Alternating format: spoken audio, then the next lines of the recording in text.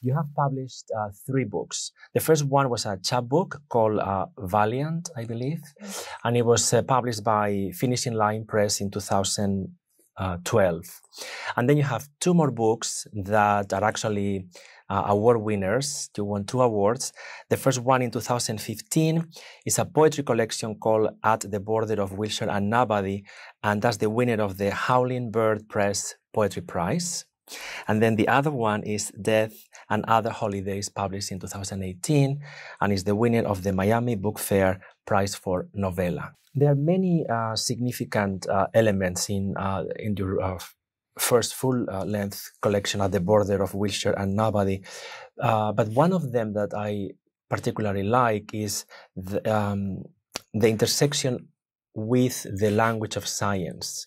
There are many references to minerals, geography, anatomy, astronomy in the book. And I would like to know what's the role of this language of science in your book, At the Border of Wilshire and Nobody? I think the idea of place is very important, and the place is made up of the earth, wherever we are on it. And I'm not trained as a scientist, so I think I'm also like sort of captivated and intrigued by language that I don't necessarily understand what it means, but the sounds of the language. So I would almost want to go and sort of steal some of this scientific language, almost like a collection, like a science collection of leaves or shells, and then sort of see how they might lay out in some kind of an image. With your poems? Yes. That also an image that we see, but also maybe an image that we feel or that we hear. The other aspect that was intriguing to me when I was reading the book is that inside the book there is another book, I believe. This is what I thought. Another book that is kind of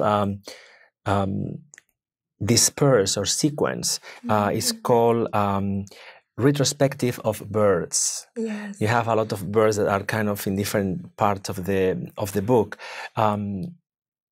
Could you talk about the presence of these birds in your book? Yeah, well, I mean, as you know, poets and birds are like this.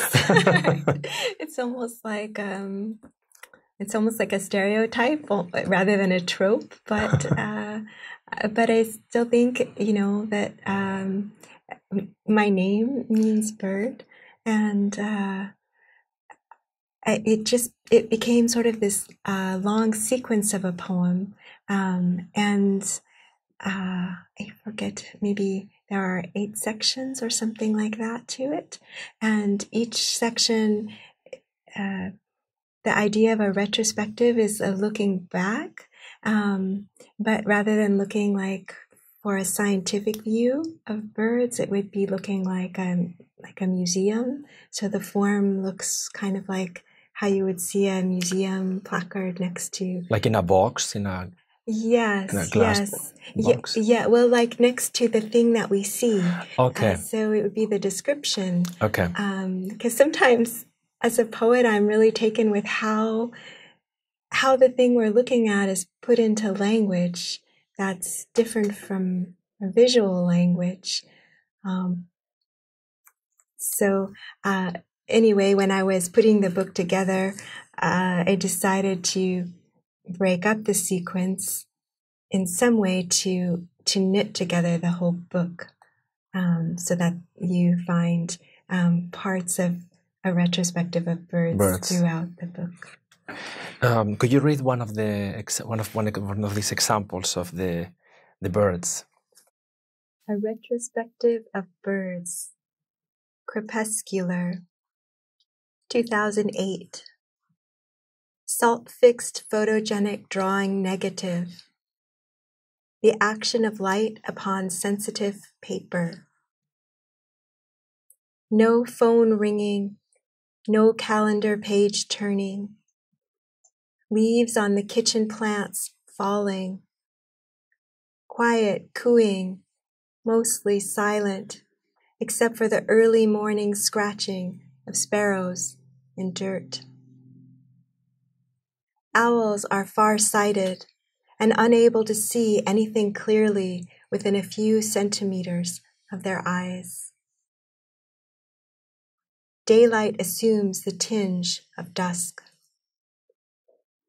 Many have attributed the indeterminate time of the piece to ticking of a vintage watch hidden behind the left front corner. If the viewer desires, she may affix headphones and listen to her life tick by. Days, weeks, years. How important is the graphic aspect of the book? I'm talking about the Border of Wilshire and Nobody, because the poems land on the page in many different ways.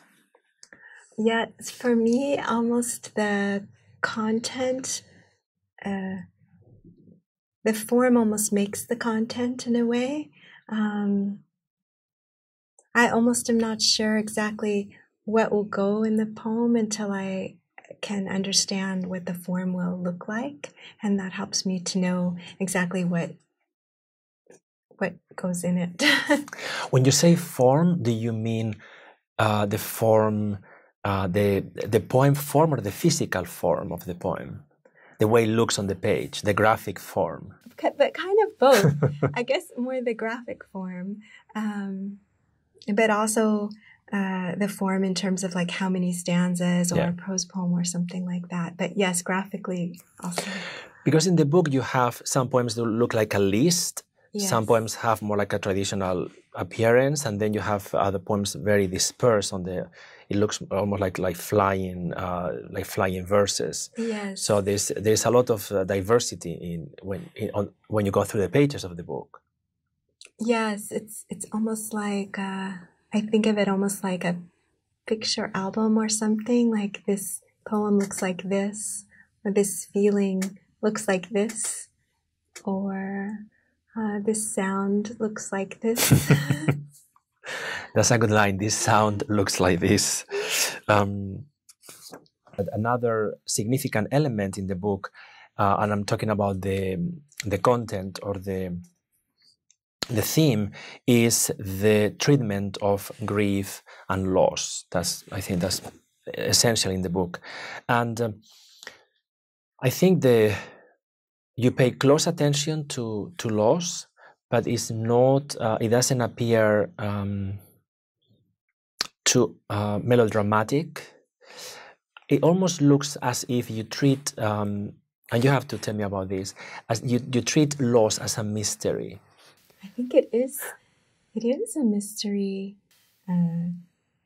At least one thing about loss is that it's shared by everybody, and it's still very mysterious because we cannot predict it. It sneaks up on us. It can take us to the ground, but we do know one thing, and that is everybody shares. There is a poem in your book that is called "What to Do About Lost." Sorry. Do you mind reading it? What to do about loss. You can close it up. Zip, zip, zip. Key in the lock. You can drink it down. Fill the cup. Tilt back the chin. You can break the shine. Smash, smash, smash against the wall. What is it this life wants us to hold? Each other, close as our own breath, through the body, in, out, in.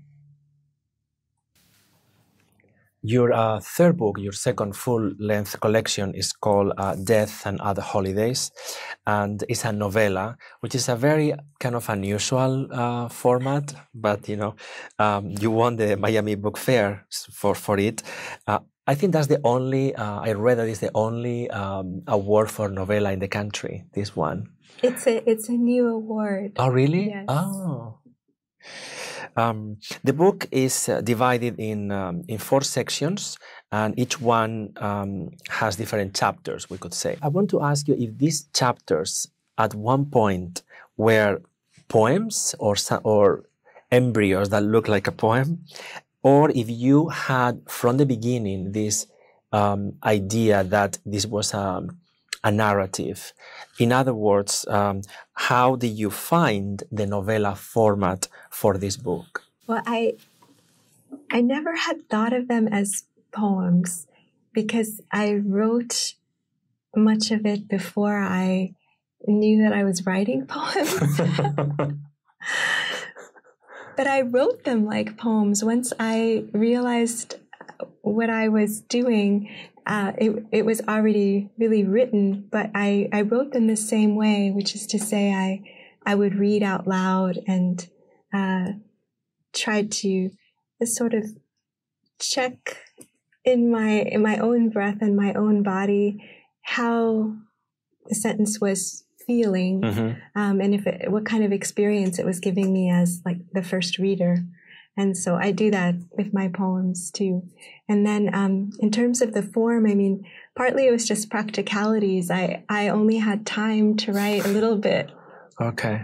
At one time, I would wake up very early before work and try. And I wanted to have the sentence do exactly the same thing each time I read. I have a similar emotion, so I would keep checking it. So it was a very slow process. Could we go back to what you said in the beginning, that you wrote this before you started writing poetry? Is that correct? Yes, yes. Wow. Yes. In some ways, this is my first book. My last book is my first book. Because this, it has the shape of a journal in the sense that I think covers from 1998 to 1999, is correct? Yes. So it has that also that feeling of somebody narrating through the seasons. Yes, I wanted the circularity of the idea of not a linear narrative, since I didn't write it in a linear way. Okay. And so that's why I thought, how can I make it as circular as possible, given that it's prose? And also, that's why you have all the seasons in them. The book narrates the life of a woman, April, coming to terms with the death of her stepfather, and also she's trying to find love in Los Angeles. You have a special sensibility for place, for location. The poems, I think the poems in your poetry book, At the Border of Wilshire and Nobody, and in this book, the poems feel very attached to where we are living, the physicality of it. Could you read a section from Death and Other Holidays that I think opened with this relationship? Revolve. Nobody expects to be cold in Los Angeles, but winter indoors can be freezing. Victor says it's because these old stucco buildings are constructed like Lego sets. No insulation or weather stripping. Most people just crank up the heat for a few chilly weeks between Thanksgiving and New Year's. It drives Libby nuts. It's as if the energy crisis never happened, she complains.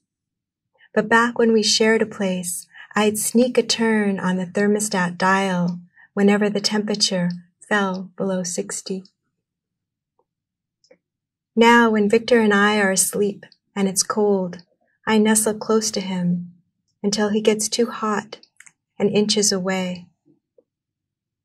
In the middle of the night, he's always having to get out of bed and come around the other side because I keep moving to wherever he is until he's on the edge, about to fall off.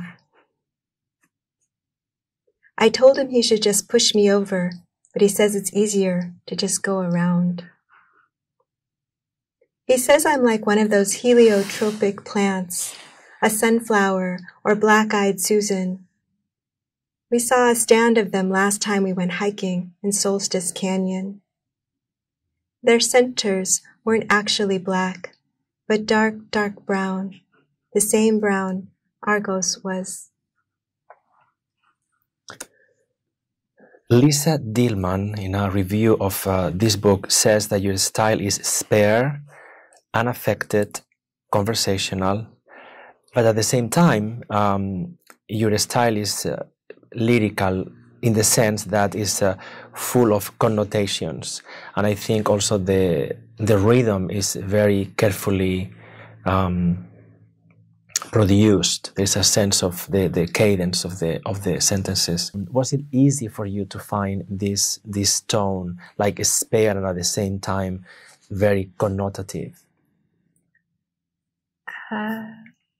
Yeah, I think it almost felt like putting myself in April's place, and then she would, if I could fully inhabit who I thought this person was, and what was her experience, then it was a little bit almost like taking dictation.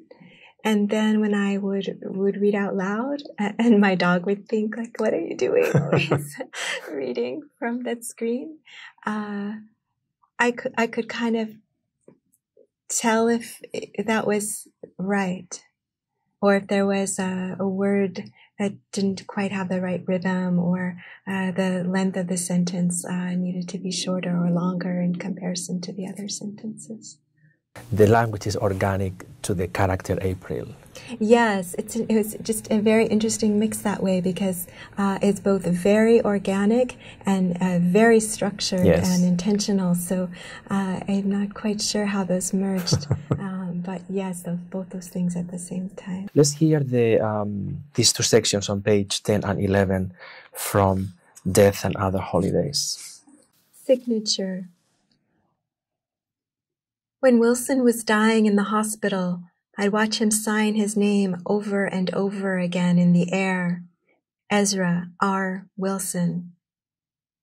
He'd hold an imaginary pen, a black flare papermate, start high at the left and boldly stroke down 2 round curves of the E. Sometimes he'd stop in the middle of his name, his brow dissatisfied with the motion his hand had taken. He'd start over again until the fast, sure lines cut through the air, just like they had always done on paper.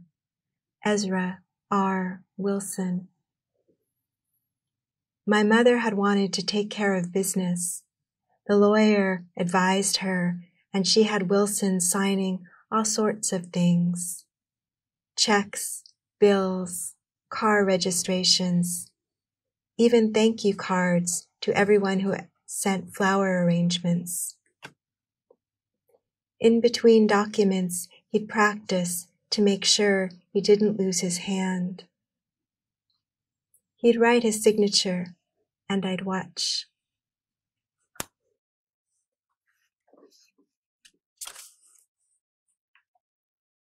Space. After Wilson died, my mother started sleeping on his side of the bed so she wouldn't see the empty space where he used to be.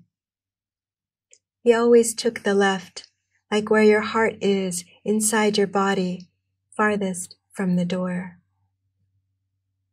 It was late one Sunday morning when I walked in and saw her sleeping there. In an article that you wrote for the online magazine Vida, Women in Literary Arts, you say that when you started writing poetry in your 40s, is that right? Yes. So you say that you didn't know how to craft fragment into form. Have you learned? Do you master now the art of crafting fragment into form? Oh, I don't know if I mastered it, but I have a toolbox now and some strategies. I know even like what a villanelle is, or a sestina if I want to write one, or Okay. what it might mean to have a tercet instead of a couplet. So just to know what's available is so helpful. It makes things go much more quickly. But it's interesting that you had that that knowledge, that you said, I don't know how to craft these fragments into form from when you started writing poetry. Yeah, I mean, I was really just trying to go with my breath and where the line break should be and how the enjambment should work. For a reader, like then what would be the experience of that particular pacing of language entering, the eye and the brain or the ear, and inventing it each time anew is just really difficult. In the same article in the Vida magazine, you talk about several poets. One of them is Ruth Stone, and also you talk about Lynne Thompson, our poet Lynne Thompson. I think you have a list of poets that started writing kind of late, quotation marks on late in life. Who have been your mentors or teachers in your literary career? The first teacher that I had was Angie Estes, and she's a Pulitzer Prize a nominee. Oh, she won the Kingsley Tufts Award. Okay. She has a new book out. She has many collections, but I was very sort of intimidated at first to work with her, but I was so lucky because she also showed me how I could use language that I didn't necessarily understand, like the scientific language or even from another language. Yeah. And then she also she asked me maybe soon after I started working with her if I knew any other poets here in Los Angeles, and I didn't. And so she opened up a whole world. She introduced me to David St. John. She told me to go to his workshop. And then she said, oh, you have to give him a hug from me when you see him. And I thought, oh, you're telling the shyest person in the world to hug a stranger. But of course, David is so warm. And I think Angie had written to him too. Okay. And then Angie also introduced me to Sarah McClay. And Sarah McClay, she told me, where to go for reading. And then, of course, another poet dear to my heart here in Los Angeles is Lynne Thompson.